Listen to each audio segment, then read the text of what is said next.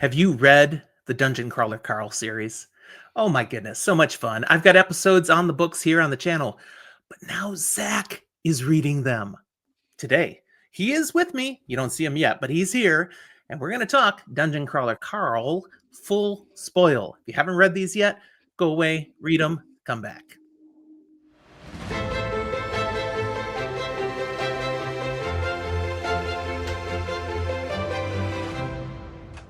New achievement! You've clicked on this episode of Fantasy for the Ages, the show where father and son sit down and talk about, today, Dungeon Crawler Carl. I'm the son of that equation, Zach.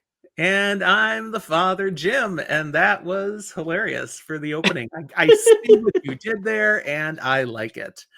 If you enjoyed this episode, don't forget to hit the like button, subscribe if you haven't yet, and ring that notification bell over there so that you won't miss other content like this, talking about the nerdy things we enjoy reading, watching, and doing. So yeah, we talked a long time ago that we'd get around to discussing Dungeon Crawler Carl. I committed to reading, so I've never listened to the audiobooks. You're missing However, out. You are that's what I missing hear. out. I'm going to have to do a re-listen because you were doing the audiobooks and we were going to discuss the difference and all that. So you're through 5 books? I am through 5. It started the 6th now. Okay. So I'm not done. Everyone says the audiobooks are amazing. They're great. They're fantastic. Jeff Hayes and his crew, they are an amazing company for audiobook, full graphic audio stuff. I know that I have listened to him on other books, his people, his company. So what are you thinking about the books as a whole? At the end of the day, they're fun. This LitRPG it feels very TTRPG-ish. Definitely has some video game elements and things. It's something that is very familiar to me. So initially, I'm looking at this and going, okay, I've been there. I've done that. And then I take a step back and I go, but not everyone who reads fantasy has. A lot, I think, have crossover, but not everyone.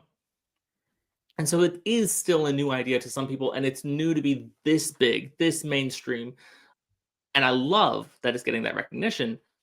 And then you go a little deeper and you keep going, and it's like, okay, no, this is further. This is doing some nuanced things. This is doing more. As you get more into the books, the characters have more time to develop. You get some actual deeper emotional moments, story beats. This is good. And by the time I'm about halfway through the first book, certainly beyond that, I've said, I've talked about this being fantasy. I don't. When I've organized my read books, my TBR and stuff, I'm putting it solidly in sci-fi. Ah, okay. It's fantasy themed, but it is sci-fi. I love that. And I think you're 100% correct. This is a sci-fi based story.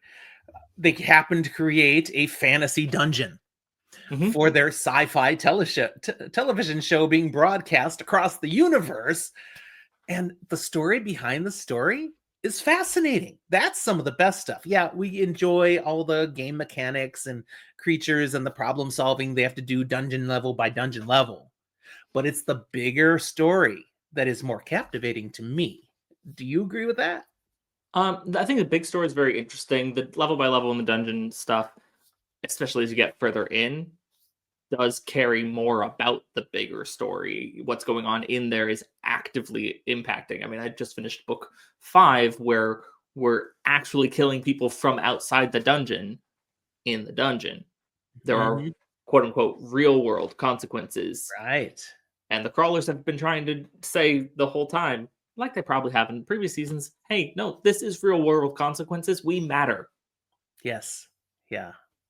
Now, again, you haven't finished the series as far as it is yet. Not yet. You're getting close.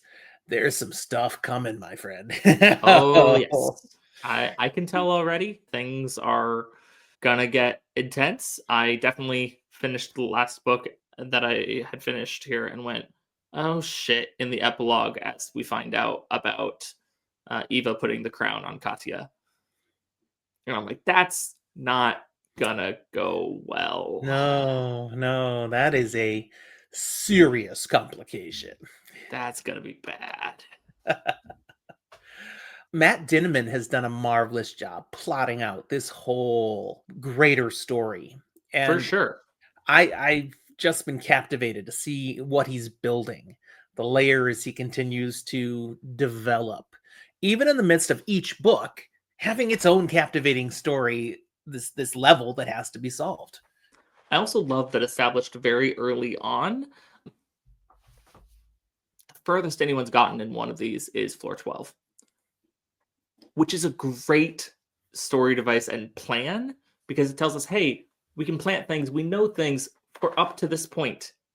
But if we do take it further, we don't have to have committed to anything, anyone knowing almost anything beyond that point. And he's not locked into things yet. As he's had time to develop the world, his ideas, and him as a writer, he's left himself room to do that while also giving the out of going, hey, when they get to that floor, they can leave, they can make deals. The story doesn't have to stay in the dungeon, it could go elsewhere. What do you think of our primary duo, Carl and Princess Donut, and that relationship between the two of them? How it develops, I love where we go and where we get. But there is some initial, it's very easy to fall into them being funny caricatures, them being almost a comedy duo, and goddamn it, Donut, and all these things. Carl is compelling while also being a little out there, a little bit of his own thing, has different pieces that I can relate to and has other pieces that I absolutely can't. I enjoyed seeing, I think in book 4, a little bit of, oh yeah, he was Coast Guard. Of course he knows about boats. So there's just little nuggets of things. One of my favorite pieces about Carl is the little nuggets of backstory we've gotten concerning his mother, his father, and the tragedy and trauma surrounding that. I also, this is a nugget for me as an audiobook reader that you don't get yet. But going through it, I've been going, yeah, the way Jeff Hayes does this, I've been getting it, not all the time, but like certain vowels and things, I'm getting some Kronk, like from Emperor's New Groove.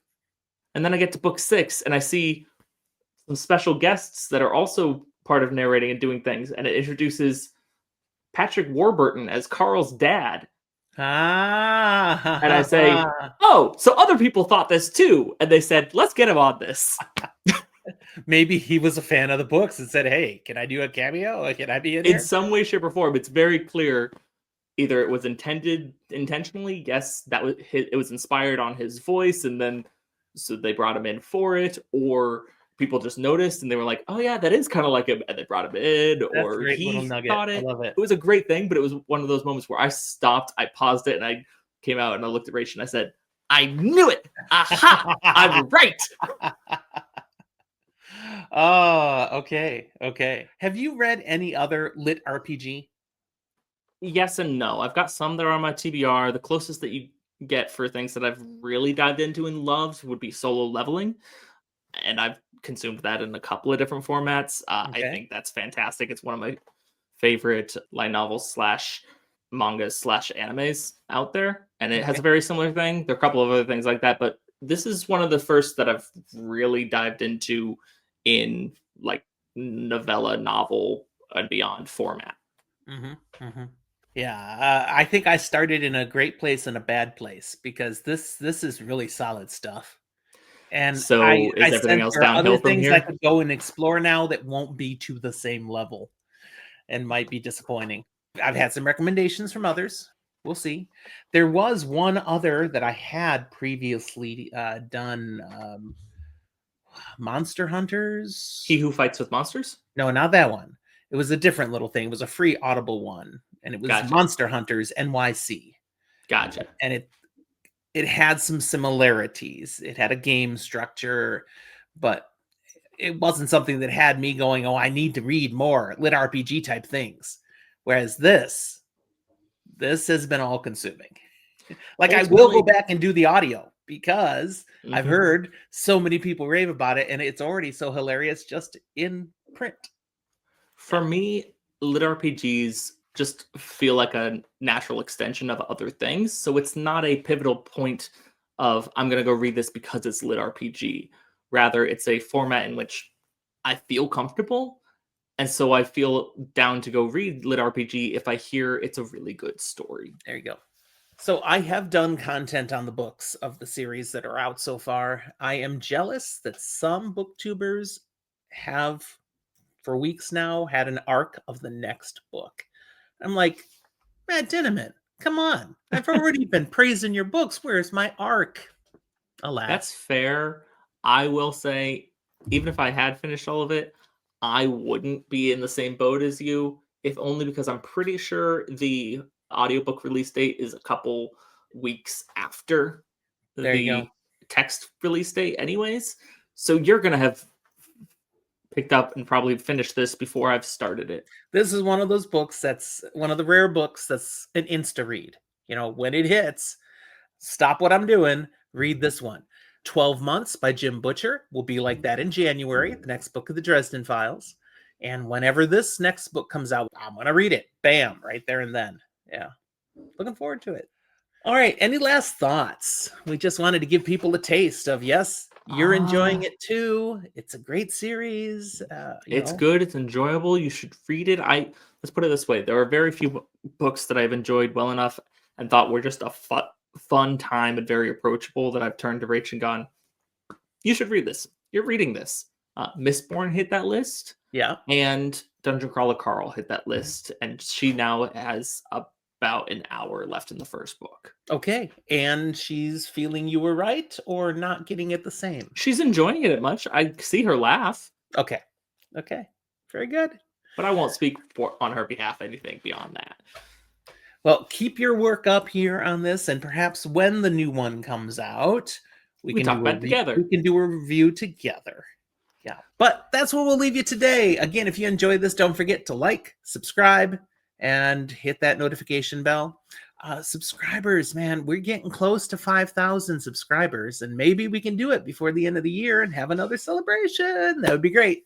It'd be wild. To all of you who have been with us all along, thank you so much. We appreciate your support and shall strive to continue to entertain and get him on the show once in a while. Thanks for watching, everyone. We'll talk to you next time.